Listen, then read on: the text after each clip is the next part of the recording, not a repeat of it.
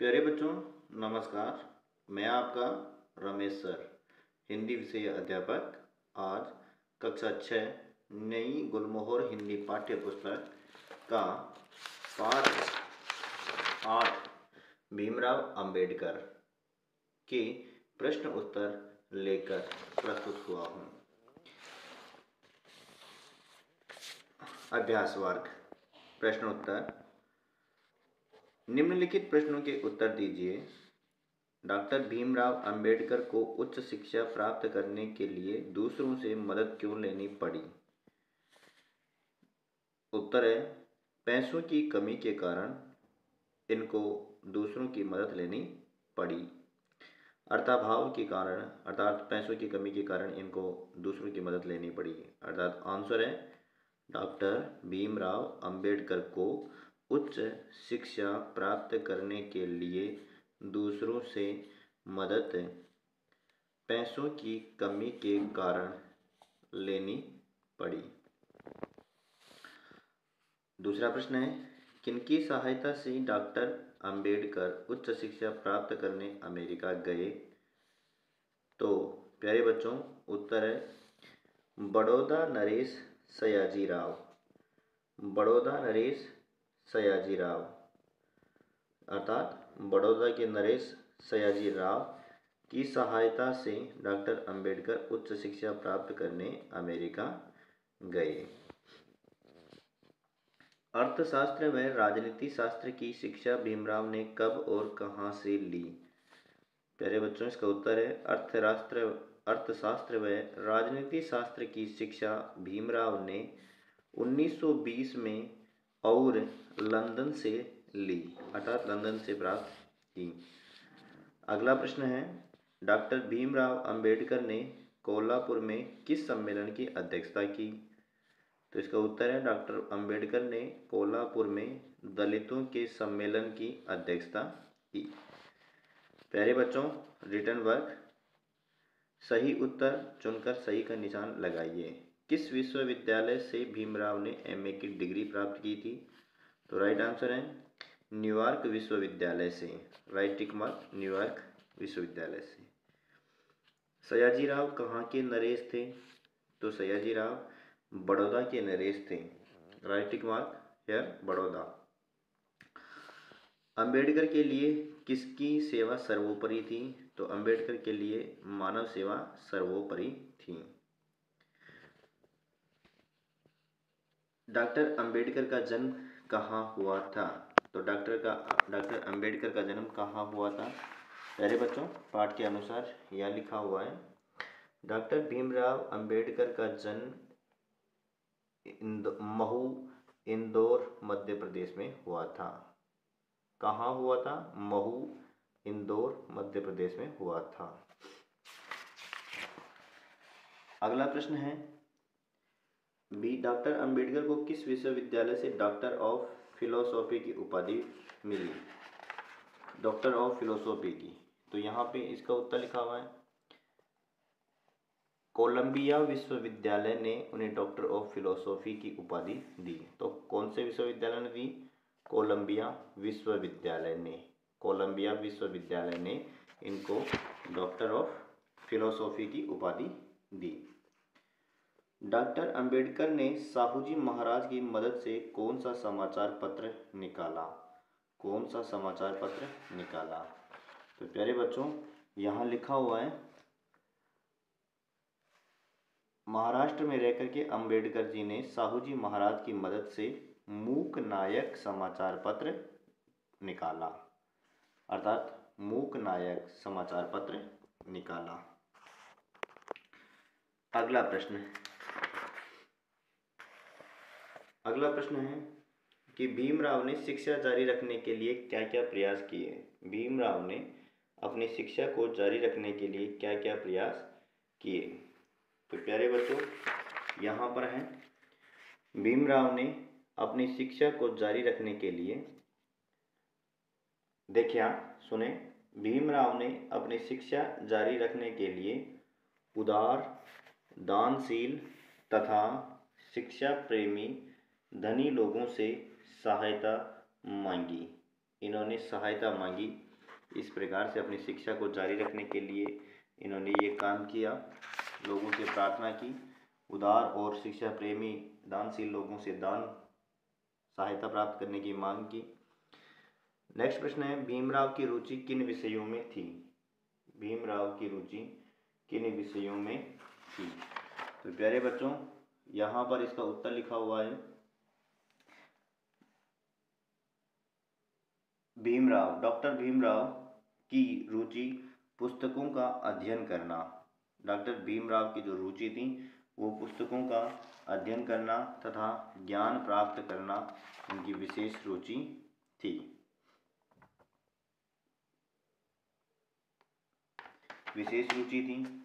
और भीमराव ने अपने एक शोध में लिखा था, क्या लिखा था कि भारत के लिए राष्ट्रीय लाभांश, ऐतिहासिक एवं विश्लेषणात्मक अध्ययन, यह इन्होंने अपनी एक पुस्तक में लिखा था, राष्ट्रीय लाभांश। तो प्रश्न है कि भीमराव की रुचि किन विषयों में थी? तो भीमराव की रुचि पुस्तकों का अध्ययन करने तथा ज्ञान प्राप्त करने में थी।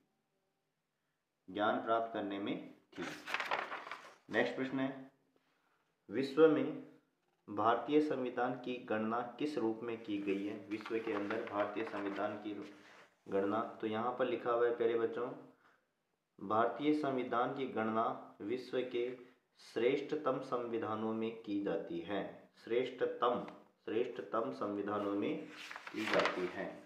यहाँ पर प्रश्न था किस रूप में की जाती है? तो श्रेष्ठतम रूप में की जाती है। नेक्स्ट प्रश्न है, शिक्षा के बारे में अंबेडकर का क्या मानना था? शिक्षा के बारे में अंबेडकर का क्या मानना था? तो प्यारे बच्चों, यह लिखा हुआ है, वे मानते थे, क्या मानते थे? अंबेडकर जी का मानना था, अर्थात शिक्षा के बारे में अंबेडकर जी का मानना था कि शिक्षा ही मानव समाज का उद्धार कर सकती है। ये शिक्षा के बारे में उनका मानना था। तो यहाँ से उत्तर लिखेंगे, आप लिखेंगे कि शिक्षा के बारे में अंबेडकर जी का मानना था कि शिक्षा ही मानव समाज का उद्धार कर सकती है, यहाँ पे लिखा हुआ है, देख करके आप लिख सकते हैं। नेक्स्ट प्रश्न है, दीर्घ उत्तरीय प्रश्न, आप भीमराव की कौन कौन सी विशेषताएं अपनाना चाहेंगे? अर्थात यदि आपको भीमराव की विशेषताएं अपनाने का मौका मिले तो आप क्या क्या विशेषताएं अपनाना चाहेंगे? तो प्यारे बच्चों, भीमराव जी की जो विशेषता है वो विशेषता है, भीमराव अंबेडकर एक ज्ञान पिपासु अर्थात पुस्तक प्रेमी, अध्ययनशील और ज्ञान पिपासु व्यक्ति थे। उनका मानना था, क्या मानना था? कि मानसिक स्वास्थ्य की रक्षा, भीमराव अंबेडकर पुस्तक प्रेमी, अध्ययनशील और ज्ञान पिपासु व्यक्ति थे। उनका मानना था कि मानसिक स्वास्थ्य की रक्षा व वृद्धि के लिए नियमित रूप से, अर्थात वृद्धि के लिए भोजन जरूरी होता है। यहाँ लिखा हुआ है, उनका मानना था, भीमराव अंबेडकर जी का मानना था कि जिस प्रकार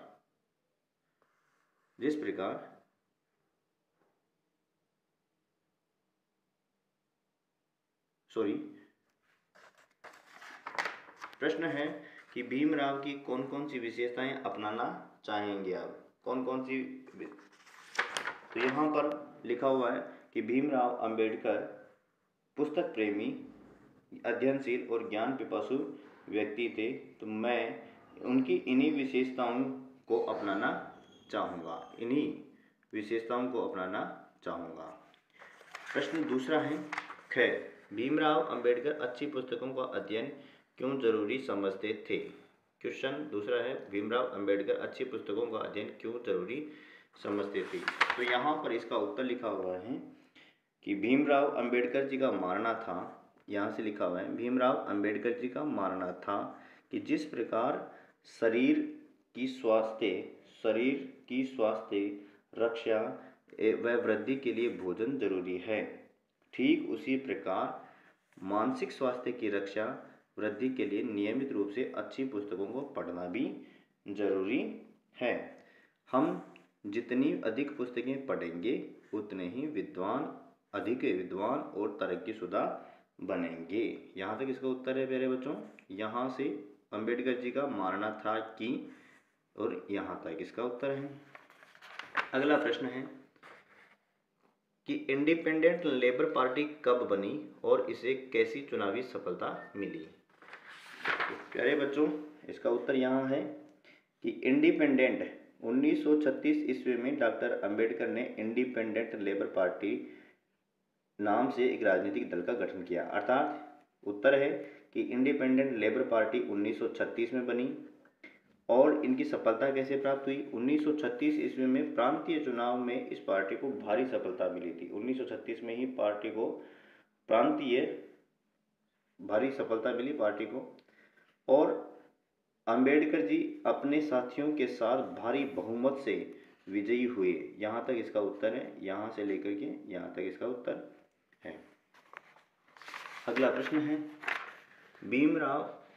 संविधान के निर्माण में डॉक्टर भीमराव अंबेडकर भारतीय संविधान के निर्माण में डॉक्टर भीमराव अंबेडकर की क्या भूमिका रही? तो मेरे बच्चों, इसका उत्तर यहाँ पर है। स्वतंत्र देश का नया संविधान बनाने हेतु संविधान निर्मात्री समिति का गठन किया गया और संविधान निर्माण समिति का अध्यक्ष डॉक्टर भीमराव अंबेडकर को बनाया गया। इसके बाद अंबेडकर ने अपनी बौद्धिक कुशलता से ऐसा अनूठा संविधान बनाया कि उसे देखकर देश विदेश के सभी राजनीतिक विशेषज्ञ आश्चर्यचकित हो गए। यहाँ तक आपको इसका उत्तर लिखना है। अगला प्रश्न है,